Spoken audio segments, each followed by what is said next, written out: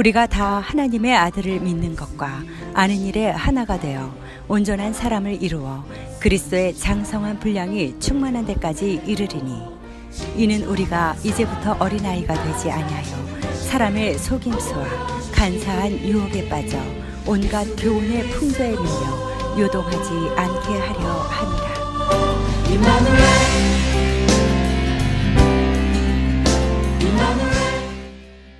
어떤 기적적인 일이 일어났다, 정말 영화 같은 일이 일어났다, 이런 기사를 가끔 신문에서 볼 때가 있죠. 예. 몇 년 전에 본 기사에 의하면 정교회에서 학생 숫자가 51명인데요 51명밖에 안 되는 시골 중학교 한 야구부가 전국대회에서 우승을 차지했다, 그런 뉴스를 보고 깜짝 모든 사람들이 놀라서, 야, 이게 정말 영화 같은 일이 일어났구나, 그렇게 사람들이 얘기를 했더랬습니다. 경남 양산에 있는 원동중학교 야구부가 이런 주인공인 거죠. 원래 전교생이 20명밖에 안 되는데요, 이 학교가 폐교 위기에 처하니까 그 학부모들과 교장 선생님하고 이 교사들이 어떻게 했냐면, 이 학교에 대한 이미지를 좀 제고하기 위해서, 또 애교심을 길러주기 위해서 학교를 좀 알리려고 야구부를 만들어야 되겠다, 그렇게 야구를 만들었는데, 그 야구 해설자인 허머라는 분이 많이 도와주시고 그렇게 했대요. 그래서 이 야구부가 만들어지고 난 다음에 이 말이 야구부지, 운동장도 조그만한 운동장에서 시골에서 그 규격에도 맞지 않았고, 그리고 선수들을 불러 모았는데 다른 상급 학교에 다 진학하고 아무도 뽑아주지 않는 그 선수들을 몇 사람 불러다가 그렇게 훈련을 시키기 시작했대요. 그리고 장비는 턱없이 부족해가지고 야구공의 실밥이 다 터져가지고요, 그걸 스카치 테이프로 붙여가지고 막 이렇게 해서 그렇게 쓸 정도로 열악한 장비, 좁은 운동장, 그리고 함량 미달의 선수들, 이런 분들을 모아가지고 막 훈련을 시키던데요, 거기에 신종세라는 교사가 정말 그 학생들에게 이제 자신감을 잃은 학생들이기 때문에 막 먼저 그들에게 힘을 실어주고, 그리고 자신감을 이렇게 고취시켜주고, 그런 면에서 굉장히 훈련을 시키면서 정신력을 이렇게 키워주고 그랬나 봐요. 그래서 나가는 경기마다 처음에는 이기는 건 생각 못하고 얼마큼 큰 차이로 지느냐, 이것만 생각하고 나갔는데 2년이 돼가지고, 창단 2년 만에 세상에 그 학교가 이제 처음에 20명이었는데 야구부가 20명이고, 그리고 전체 전교생은 51명인데 그 51명의 그 조그마한 시골 학교가 전국대회 33개 팀이 나와서 내노라 하는 팀들이 나왔는데 전국 우승을 해버린 거예요. 그래갖고 이건 놀라운 일이 벌어지게 된 거죠. 와, 그래서 이 꿈은 이루어진다 이러면서 그 학교가 갑자기 이렇게 스포트라이트를 받고 그랬던 적이 있어요. 전북 임실군에 지사중학교라고 있대요. 근데 이 지사중학교는 전교생이 16명이에요. 근데 탁구부를 만들었는데 그냥 탁구부가 이제 동아리처럼 취미클럽처럼 이렇게 했는데, 그 이제 교사 김정자라고 하는 체육교사가 남자 탁구부를 만들기 위해서 전교생 16명 중에 1, 2, 3학년 다 합치면 남자가 8명이래요. 남자 8명이 전부가 탁구 부원이 됐어요. 그래서 훈련시키고, 근데 그 중에는 탁구 라켓을 처음 잡는 아이들도 많은 거예요.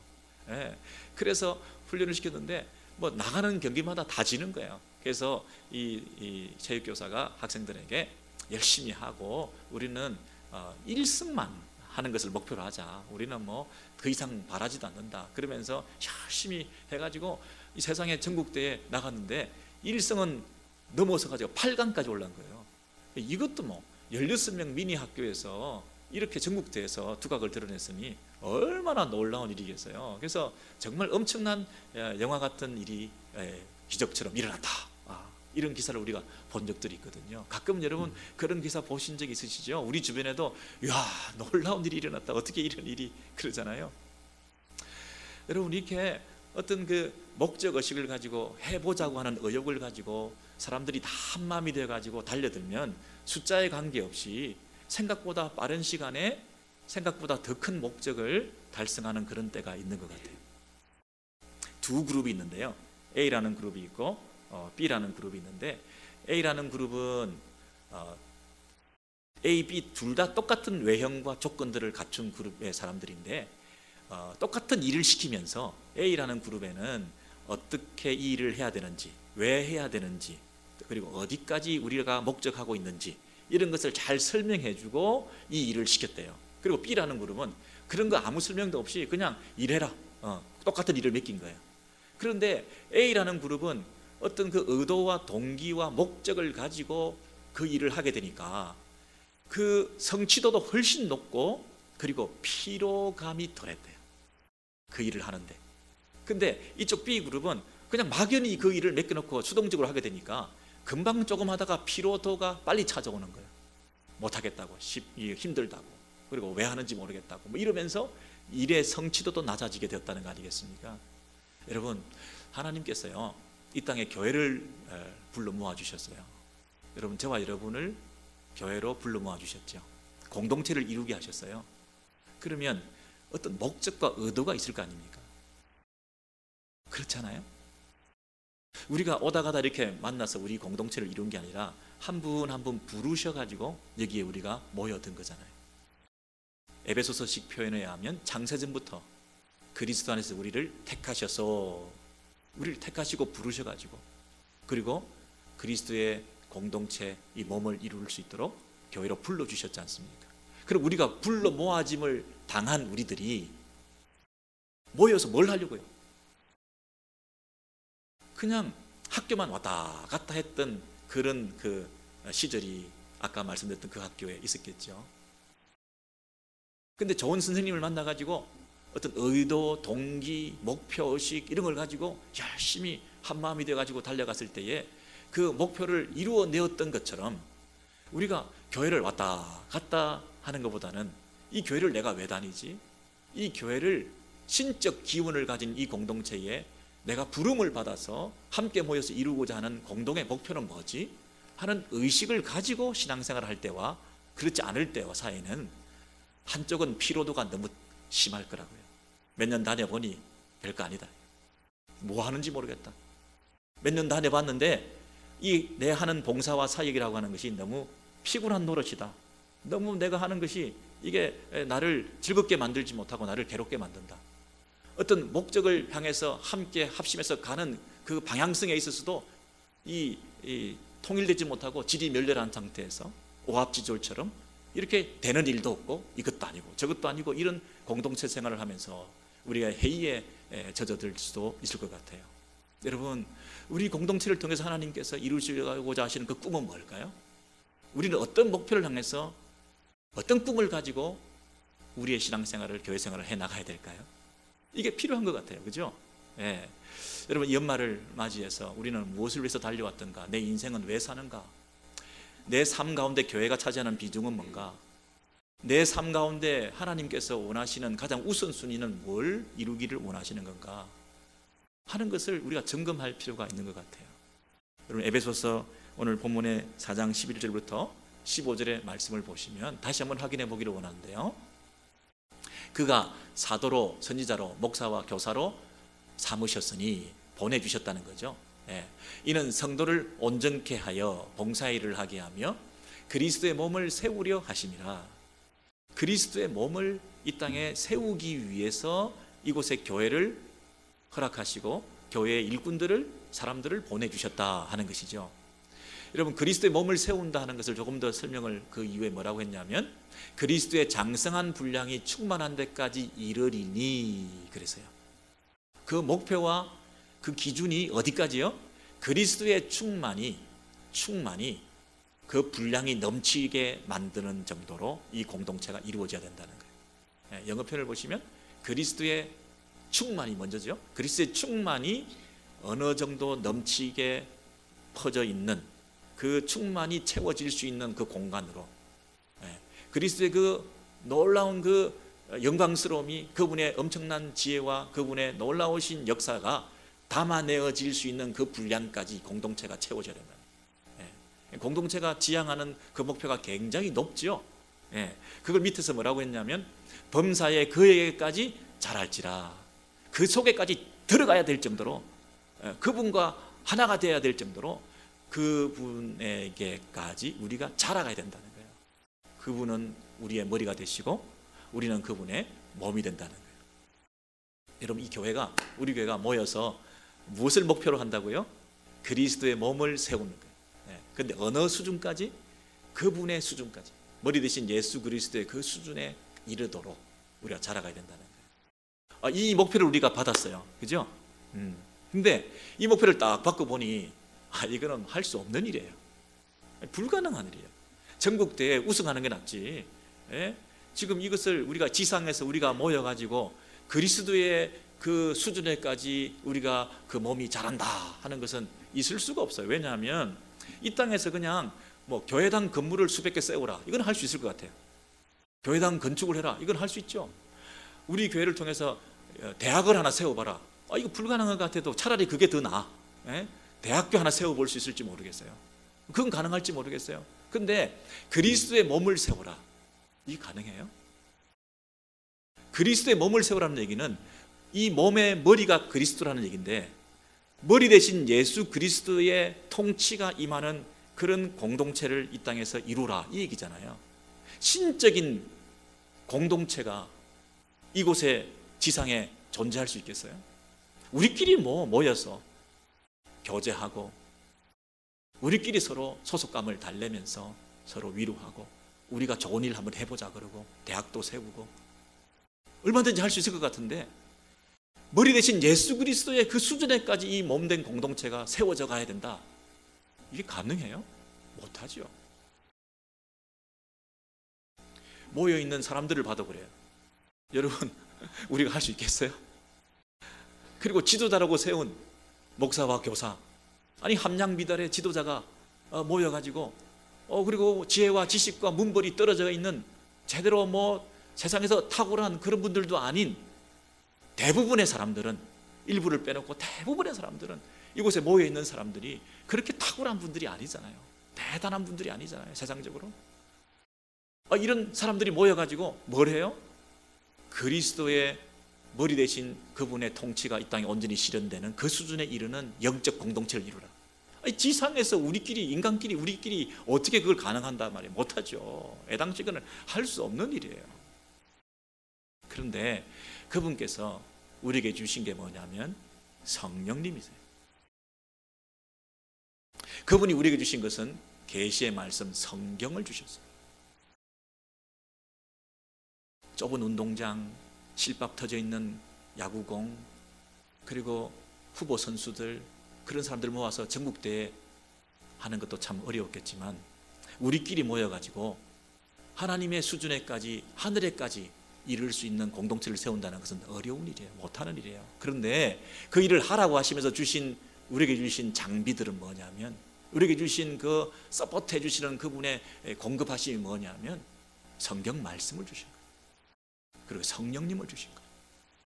그리고 그 성경 말씀을 이해하고 가르칠 수 있는 교사를, 목사를, 말씀 사역자를 붙여주시면서 그 성령님의 조명을 받으면서, 인간은 할 수 없지만, 사람은 부족하지만 성령님의 도우심을 받아서 그 일을 하게 함으로써 이 공동체에 하나님의 말씀의 통치가 임하게 하신 거예요.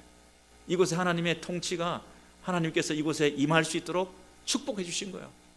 여러분, 이게 가능할 수 있는 근거가 마련된 거죠. 비로소 우리는 낙심해서 쓰러질 수밖에 없어요. 우리는 하다가 좌절할 수밖에 없어요. 나는 못해요. 인간은. 나는 물에 빠져 죽을 수밖에 없어요. 그런데 나는 물에 빠질 수 없는 존재예요. 왜? 물고기처럼 내 안에 부력이 있으니까. 나는 낙심해서 신앙생활 하다가 인간관계가 힘들어지고, 교회생활 하다가 상처받고, 또 믿음생활 하다가 시험 들어서 나는 세상을 향해서 돌아갈 수밖에 없는, 믿음을 던질 수밖에 없는, 나는 차라리 죽는 게 낫겠다 싶어서 목숨을 끊을 수밖에 없는, 나는 투병생활하고 신앙생활하고 또 믿음생활하고 가정생활하고 자녀교육하고 부부생활하고 이런 관계 속에서 오는 상처 때문에 차라리 죽는 게 낫겠다, 나 죽어버릴래, 그리고 인생을 끝내려 하더라도 나는 끝난 줄 알았는데 그분은 나를 끝내지 않으시기 때문에, 물고기 안에 부력이 있는 것처럼 나는 죽으려고 해도 내 안에 성령께서 살아계시기 때문에, 성령께서 나를 늘 이렇게 세우시니까, 나는 죽을래도 죽을 수 없는 운명을 타고난 믿음의 사람들이 되었으니까 나는 오뚜기처럼 다시 일어나서 이 목표를 향해서 갈 수 있는 근거가 있다는 거예요. 그리고 동력자가 있죠. 공동체가 있죠. 그리고 말씀이 있죠. 목회자를 통해서 은혜를 주시죠. 그래서 우리가 다시 일어나게 만드는 거죠. 탄식 가운데, 기도도 못하는 가운데 성령께서 우리의 기도를 도와주셔서 우리가 하나님 뜻대로 간구할 수 있는 은혜를 주셔서 우리가 다시 이 공동체를 세워나갈 수 있는 그런 출발점이 우리에게 마련된 거죠. 아, 그래서 이거 할 수 있는 일이겠구나. 전국대회 우승 가능하다. 1승이라도 우리 해보자. 우리가 지금 당장 못하지만 믿음으로 승리하는 그런 어떤 도전을 통해서 한번 나도 믿음으로 승리했다. 한번 그 영적 거부를 내디뎌 보자.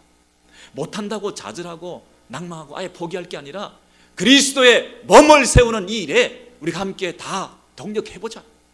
이 목표를 향해서 우리가 나아가보자 하는 그런 새로운 출발이 우리에게 있는 거죠. 라켓에 손으로 라켓 한번 잡아본 적 없는 사람들이 모여가지고 이 목표의식과 이 도전의식을 가지고 우리도 한번 그리스도의 몸을 세워보자고 하는 일에 우리 모두가 동참케 된 거죠. 이야, 이제 이 일에 우리가 다 하나가 되었으니 하나님께서 우리를 통해서 큰 꿈을 이루시지 않겠습니까? 하나님께서 우리 교회를 통해서 그리스도의 몸이 세워지고 그리스도의 장성한 분량까지 충만한 데 이를 때까지 그에게까지 자라는 이런 기적과 같은 일이 우리 교회를 통해서, 이 땅의 교회를 통해서 일어날 수 있게 되지 않겠습니까? 이것을 이루어가는 거죠. 여러분, 근데 너무 막연할 것 같아요. 막연할 것 같아요. 그래서 그 목표는 세웠지만 그 목표를 향해서 어떻게 한 단계 한 단계 가야 될까에 대해서 이 13절에서 설명해 주고 계세요. 이 13절에서 이 목표에 도달하기 위해서 우리가 어떤 단계를 밟아가야 될 것인지에 대해서 이렇게 말씀하고 계세요. 앞에 한번 보시면 다 같이 읽겠습니다. 시작. 우리가 다 하나님의 아들을 믿는 것과 아는 일에 하나가 되어 온전한 사람을 이루어 그리스도의 장성한 분량이 충만한 데까지 이르리니 그랬어요. 여러분, 그 충만한 데까지, 그 목표치까지 이르러야 되는데 그 단계가 앞에 뭐라 되어 있습니까? 우리가 다 하나님의 아들을 믿는 것과 아는 일에 먼저 하나가 되어, 그리고 온전한 사람, 성숙한 사람을 이루어, 그리고 장성한 분량까지, 충만한 데까지 이르게 된다. 이렇게 되어 있어요. 여러분, 천리길도 한 걸음 붙어요. 여러분, 천리길이 아니라 하늘길이에요.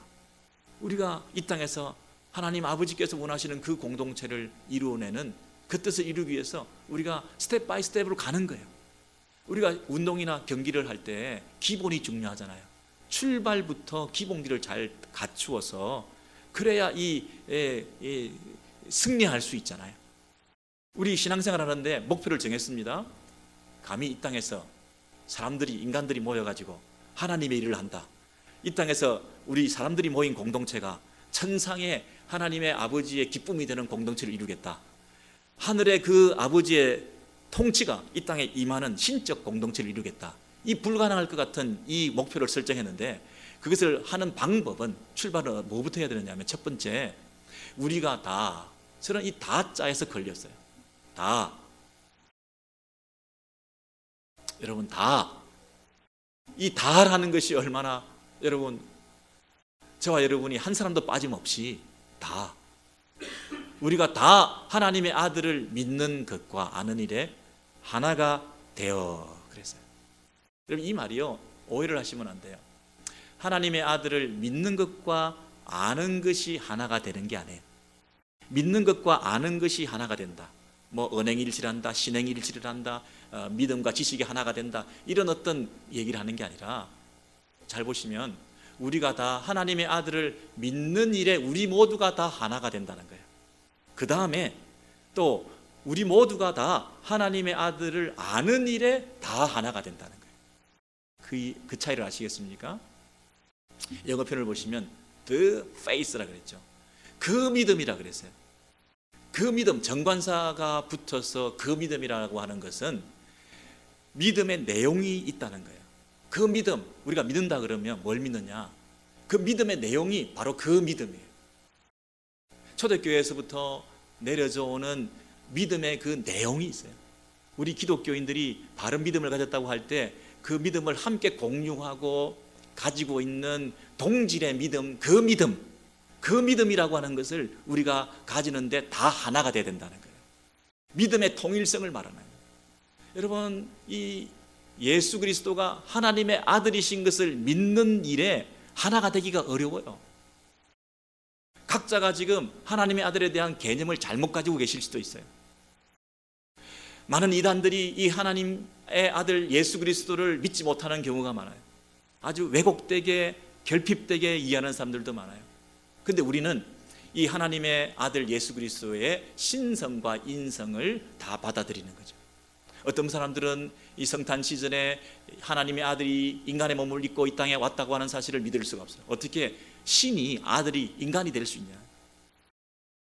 예수님께서 이 땅에 태어나신 그 예수 그리스도는 그냥 인간으로 태어난 거다. 신성을 가지지 않았다. 이렇게 말하는 사람이 있어요. 예수 그리스도가 십자가에 하나님 아들이신 분이 죽으셨다 이렇게 얘기하면 사람이 죽은 거지 어떻게 하나님이 죽을 수가 있냐? 그렇게 예수님의 신성을 부인하는 사람들이 있어요. 어떤 사람들은 하나님이신 그분이 어떻게 인간의 몸을 입고 올 수 있냐?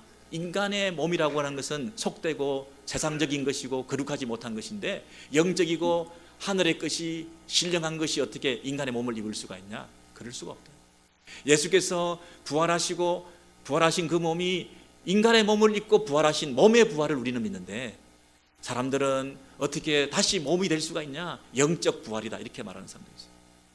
그분이 십자가에 죽으셨다 그러면 하나님의 아들이신 그분이 죽으신 건데 죄 없는 하나님의 아들 신성을 가지신 그분이 죽으셔야 우리 죄인들의 죄값을 온전히 지불하고 우리를 온전히 죄 없다 흠없이 우리를 의인 삼아 주실 수 있는 그분의 대속사역이 가능한 건데 대속사역이라고 하는 것은 남을 위해서 대신 죽으신 것을 말하는 거잖아요. 근데 그분이 그냥 인간으로 죽었다면 자기 죄 때문에 죽은 건데 대속사역은 일어나지 않잖아요. 그분이 신성을 가지신 거룩하신 하나님의 아들 흠없는 죄 없는 분이 죽으셔야만 그분의 죽음은 대속적 죽음이 되는 거거든요. 그러니 그분이 인간의 몸을 입고 오셔서 인간이 되셔야 인간의 참된 구원자가 될 수 있기 때문에 그분의 성육신도 하나님이신 그분이 인간의 몸을 입으신 것이고 그분이 죽으신 것도 우리의 죄를 위해서 대속적 죽음으로 죽으신 하나님의 아들의 죽음이라고 우리는 받아들여야 되는데 사람들은 그걸 믿을 수가 없는 거죠. 그래서 예수님의 신성을 부인하거나 예수님의 인성을 부인하거나 둘 다 부인하거나 하는 사람들이 얼마나 많은지 모르죠. 그런데 우리는 하나님의 아들을 믿는 것과 아는 일에 다 하나가 되었다는 거예요. 우리는 하나님의 아들을 믿는 그 일에 우리 모두가 다 하나가 된 거예요. 저와 여러분이 하나님의 아들에 대한 그 믿음이 똑같은 동질의 그 믿음을 가지고 있는 줄로 믿습니다. 여러분 사도신경을 고백할 때 하나님께서 창조주 하나님의 외아들 독생자로 이 땅에 오셔서 그분이 동정녀 마리아의 몸에서 태어나시고 그분이 고난을 받으시고 십자가에 죽으시고 그리고 부활하시고 하늘에 오르시어 하나님 우편에 계시고 그리고 그분이 다시 오실 것을 믿습니다. 그런 똑같은 신앙 고백의 터 위에서 우리가 다 하나가 되어서 우리가 이렇게 모여 있는 거예요. 우리가 그리스도의 몸을 세우려면 그리스도에 대한 신앙 고백이 다 똑같아야 된다는 거예요. 근데 거기에 다 그랬잖아요. 다 우리 모두가 다. 여러분 어떤 공동체가 좋은 공동체일까요? 물론 수적으로 외형적으로 많은 이런 공동체도 귀한 공동체겠지만 그러나 다 우리 모두가 동질의 믿음을 가지고 있는 이 공동체에 모여 있다면 이 공동체가 더 귀한 공동체 아니겠냐고요. 여러분 하나님의 아들을 믿는 일에 우리 모두가 다 하나가 되고 그 다음 뭐죠? 하나님의 아들을 아는 일에 또 우리 모두가 하나가 되어야 된다는 거예요. 그럼 안다는 것이 무슨 뜻이죠? 안다는 것이 그냥 객관적으로 당신의 이름을 압니다, 당신의 키를 압니다, 그런 어떤 지식을 안다고 얘기하지 않고 철저한 지식을 말해요. 완전한 지식을 말해요. 여러분 철저하고 완전한 지식은 살아봐야 아는 거거든요. 경험적 지식을 말해요. 체험해본 걸 말해요. 노부부가 평생을 살아보고 내가 당신을 이제 좀 알겠어. 그때 그 암. 마리아가 자기가 잉태해서 아들을 낳을 거라는 그런 천사의 말을 듣고 뭐라고 얘기하죠? 내가 사내를 알지 못하니 어떻게 아이를 내가 가질 수 있겠냐. 사내를 알지 못하니, 그게 뭐예요? 동침한 적이 없다는 거죠.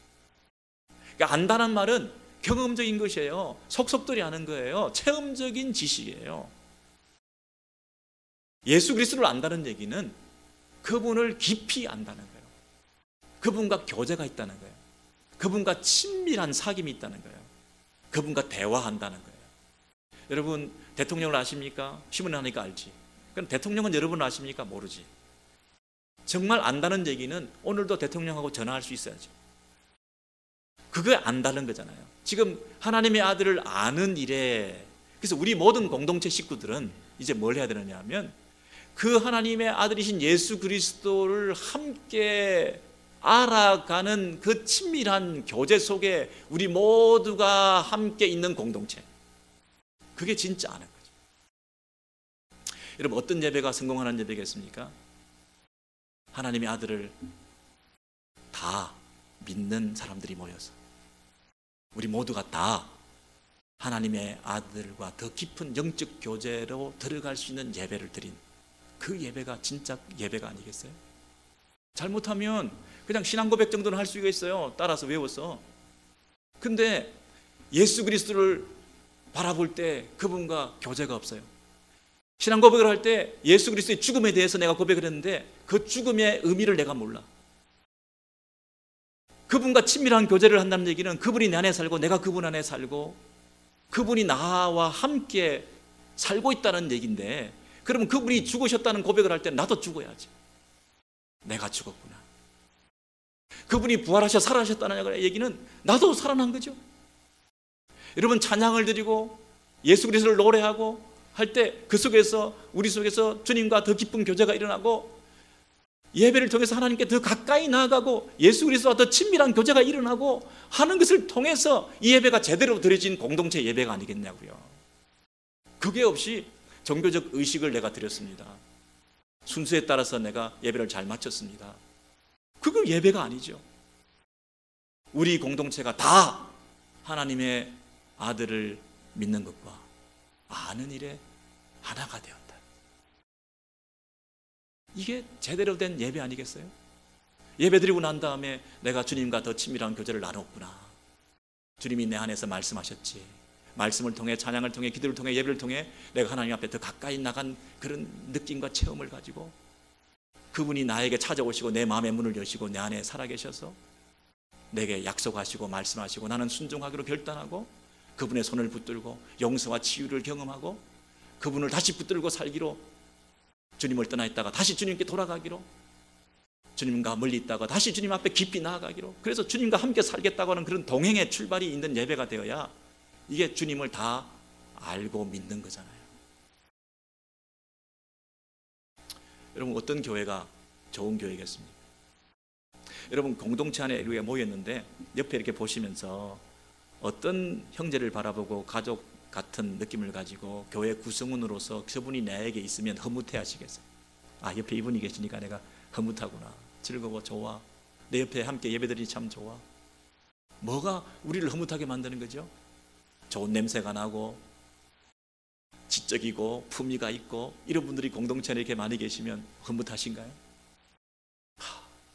하나님의 아들을 믿는 믿음을 함께 나눌 수 있는 분들, 예수의 십자가의 죽음의 의미를 아는 분들, 예수의 십자가를 고백할 때 찬송할 때 그 안에 뜨거운 눈물이 있는 사람들,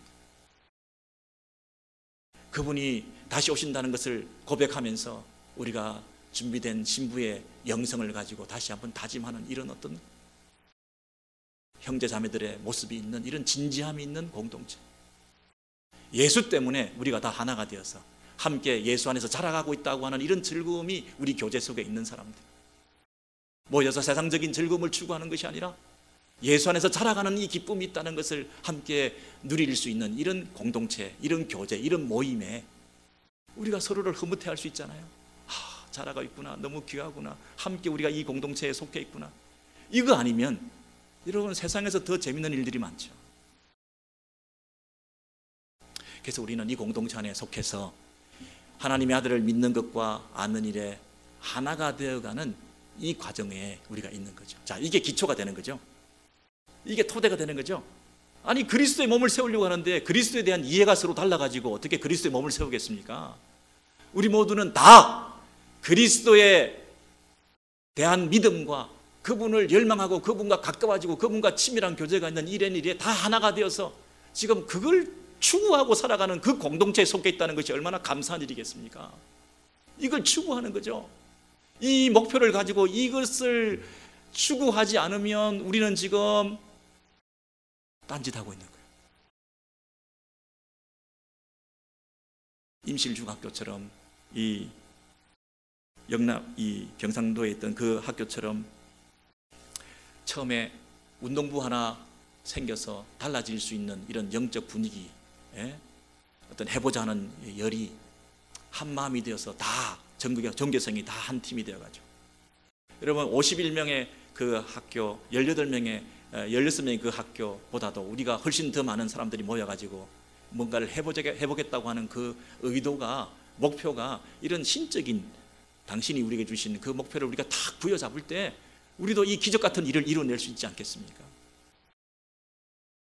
그런데 이런 의식과 목표 없이 그냥 왔다 갔다 하면 그 학교처럼 그냥 폐교의 위기에 직면할 수도 있지 않겠냐고요, 이 시대의 현대교회들이.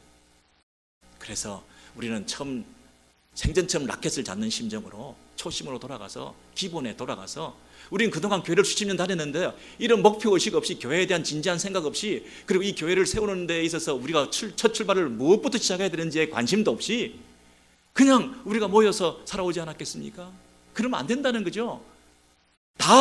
우리 모두가 다 이 일에 어쨌든 합력하고 함께 가기 위해서 우리가 옆에 있는 사람들을 생각하면서 손을 잡아주고 함께 이 교회를 세워나가자, 그리스도의 몸을 이 땅에 세우자, 머리 대신 예수 그리스도가 이 땅에서, 지상에서 하나님의 귀한 공동체를 세워나가는데 주신 그 놀라운 장비들을 가지고, 말씀을 가지고, 교사를 가지고, 그리고 이 부족한 사람들이 모였지만 그럼 우리를 통해서 성령께서 역사하시면 할 수 있다는 것을 가지고 이 땅에 교회를 세우자 하는 그 꿈을 가지고 그 일을 이루어내는 첫 출발에 그 단추를 꿰야 되지 않겠습니까? 그리스도를 믿는 일과 아는 일에 하나가 되자. 그래서 우리가 온전한 사람을 이루어 어느 수준까지? 장성한 그리스도의 수준에까지 이른다 그랬어요. 여러분, 이게 어려운 말이에요. 온전한 사람이 뭐며, 퍼펙트한 게 뭐며, 멀추한 게 뭐며, 완벽한 게 뭐며, 장성한 게 뭐며, 충만한 게 뭐며, 이게 도대체 무슨 말인지 모르겠어요. 그래서 이 탁월한 교사이신 사도 바울께서 이 13절을 14절로 다시 설명해 주고 있어요. 13절은 긍정적으로 말했다면 14절은 부정적인 면에서 재해석을 해주네. 똑같은 말이에요. 14절을 보시면, 이는 우리가 이제부터 어린아이가 되지 아니하여 사람의 속임수와 간사한 유혹에 빠져 온갖 교훈의 풍조에 밀려 요동하지 않게 하려 함이라 그랬죠. 아까는 성숙한 사람이 되라, 그게 뭐예요? 반대말이 어린아이처럼 되면 안 된다, 그 얘기죠. 그리고 자라야 된다, 성장해야 된다 했는데 지금 여기는 어린아이처럼 성장하지 못한 상태를 책망하고 계시는 거죠.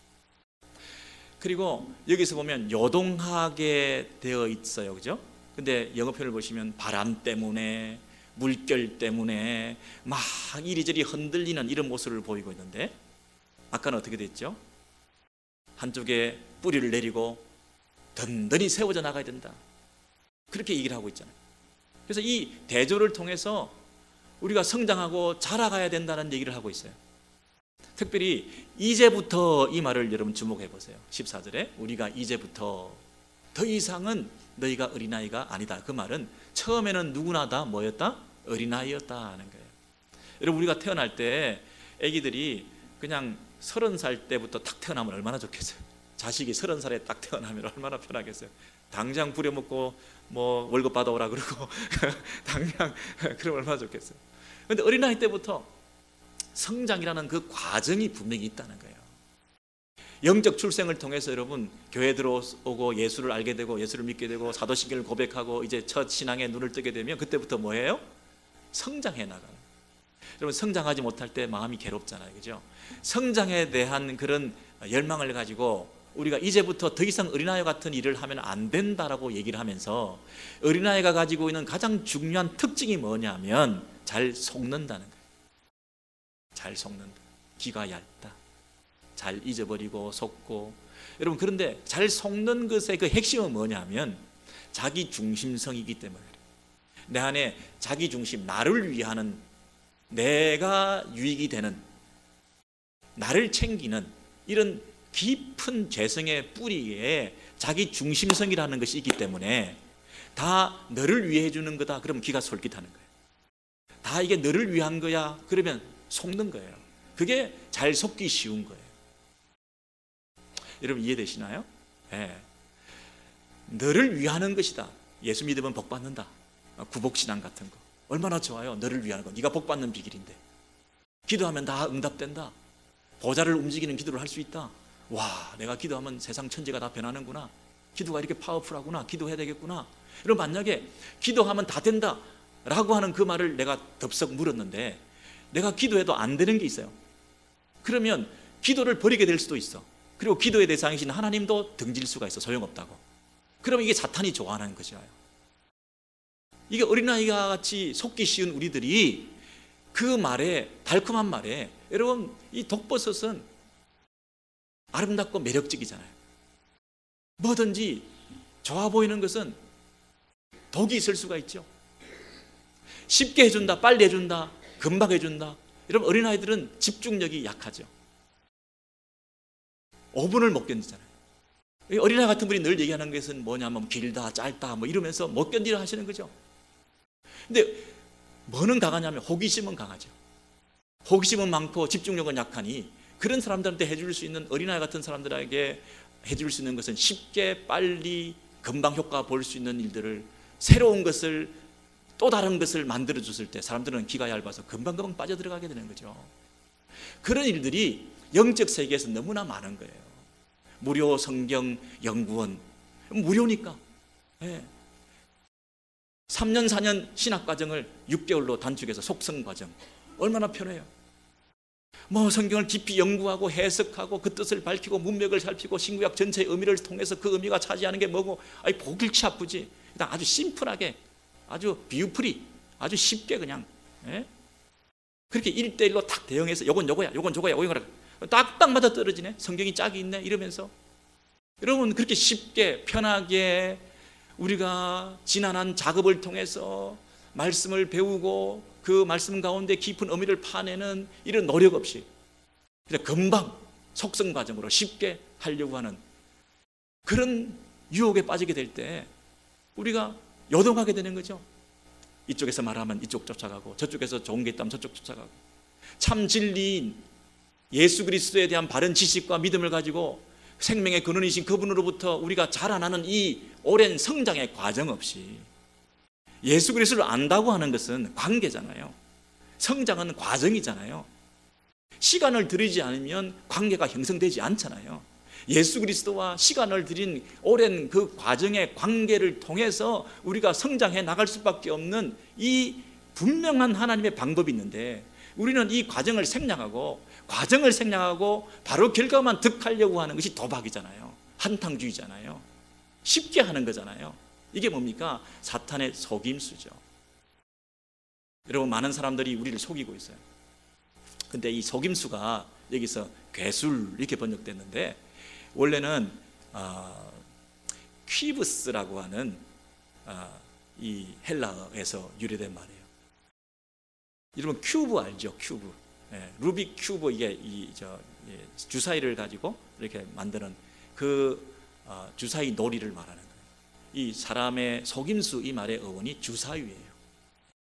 큐빅, 큐브 하는 그 어원에서부터 왔는데, 그때도 이미 주사위 놀이를 가지고 노름을 하고 도박을 하는 사람들이 있어요. 루비콘 강을 건넜던 로마를 진격하면서 주사위는 이미 던져졌다.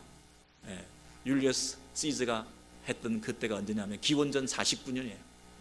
기원전 49년에 이미 주사위, 아니 기원전 10세기부터 이집트에 이미 이 상아로 만든 주사위가 많이 있었대요. 신라 시대에도 주사위가 있었던 것이 묘지에서 발견되지 않았습니까? 그러니 인류 역사 이래로 모든 사람들이 이 도박과 한탕주의와 한 번만 더 해봐라, 이것만 하면 성공할 수 있다, 완전 전세를 역전시켜라, 이게 마지막이다, 이것만 하고 그만해라, 이런 유혹들에 빠져서 여러분 살아왔던 그런 인생의 그런 속임수에 빠지는 일들이 교회 안에도 신앙생활하는 가운데서도 우리가 진리 대신 그분을 붙들고 그분 앞에서 올곧게 믿음으로 날마다 성장해가는 이런 과정을 생략하고 이 속임수에 빠져가지고 요동치는 이리저리 휘둘리는 그런 우리의 유혹에 노출되어 있는 사람들이 영적 어린아이와 같아가지고 얘네들은 성장하지 않는다는 거거든요. 이 14절의 말씀이 그러므로 너희들은 온갖 교훈의 풍조에 밀려 요동하지 않게 진리의 말씀 앞에 굳게 뿌리를 내리고 말씀을 통해서 말씀 사역들을 통해서 주시는 그 생명의 말씀을 통하여 공동체 안에서 세워져 나가는 예수 그리스도의 참된 교회의 몸을 이루는 그 성장이 있기를 원한다. 이게 하나님께서 원하시는 디자인이고 그 목표를 세워주시고 그 목표에 이르는 방법론인 거죠. 사람들이 그거를 안 하려고 그러는 거죠. 그래서 이 공동체가 정말 큰 그늘을 만들고 이타적이고 공동체의 유익을 위하는 각 지체들이 성장한 모습으로 공동체 안에서 안식과 쉼을 줄 수 있는 그리스도의 충만이 이곳에 임할 수 있는 그리스도의 충만을 담아낼 수 있는 용기가 될 수 있을 정도로 우리 스케일이 크고 캐패시티가 커지는 우리의 마음이 넓어지는 그래서 이 공동체 안에서 그 하나님의 놀라운 은혜가 임하는 그런 교회가 되는 그 수준에 이르도록 이 공동체에 그리스도의 몸을 세우는 이 일에 너희가 목표를 삼고 달려가라 이렇게 말씀하시잖아요. 여러분 그런데 우리는 이런 목표의식도 없고 이런 과정도 생략하고 그냥 어떻게 무엇을 어디서부터 시작해야 될지 모르는 채로 그냥 자기중심적으로 이기적으로 공동체 안에서 살아가는 사람들도 있어요. 어린아이는 자기밖에 몰라요. 그런데 성장해가면 나의 유익을 위한 것이 아니라 이타적인 삶을 살게 되고 공동체의 유익을 위해서 자기를 희생하는 사람들이 생기게 되는 거예요. 어린아이와 같은 사람들이 많은 공동체 안에는 그 공동체에서 일어나는 그 모든 일이 자기중심적으로 일어나야 되잖아요. 그리고 내 유익을 위해서 공동체도 이용하고 남도 이용하잖아요. 그러나 어린아이와 같은 일을 졸업하고 성숙한 사람들은 내가 희생해서라도 공동체를 세우는 그런 성숙함이 있잖아요. 그러니 이 교회가 바로 세워지기 위해서는 어린아이와 같은 일을 졸업해야 되는 거죠. 그리고 내가 나만의 유익을 위해서 하는 게 아니라 나를 내려놓고 다른 사람의 유익을 위하는 일을 살아야 되는 거죠. 여러분 지금 우리가 내 옆에 있는 사람들을 품 안을 수 있는 그런 넓은 마음이 있으신가요? 우리 배우자 한 사람 나에게 기댈 수 있을 만큼 내 역량이 안 되잖아요.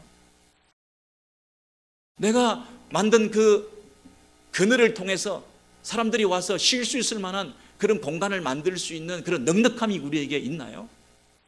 이타적으로 사시나요?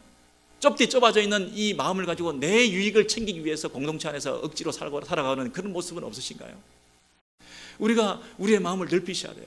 어떤 사람에게 어떤 말을 들었고 내가 듣지 못할 말을 들었고 누가 나를 뭐 얘기하고 뭐 이런 뭐 공동체에서 일어날 수 있는 이런 많은 일들을 가지고 우리가 준비하고 마음을 다시 가다듬어야 될 일은 뭐냐면 하나님께서 우리 공동체에 우리를 불러 모아 주셔서 이 공동체 안에서 당신의 꿈이 이루어지기를 원해서 불러 모아 주신 사람이라는 것을 생각하셔야 돼요. 그리고 이 교회가 그것을 이루는 훈련 도장이에요. 그 공동체 안에서 하나님의 꿈을 이루는 이 교회가 유일무이한 하나님의 소망이 담겨있는 장소예요.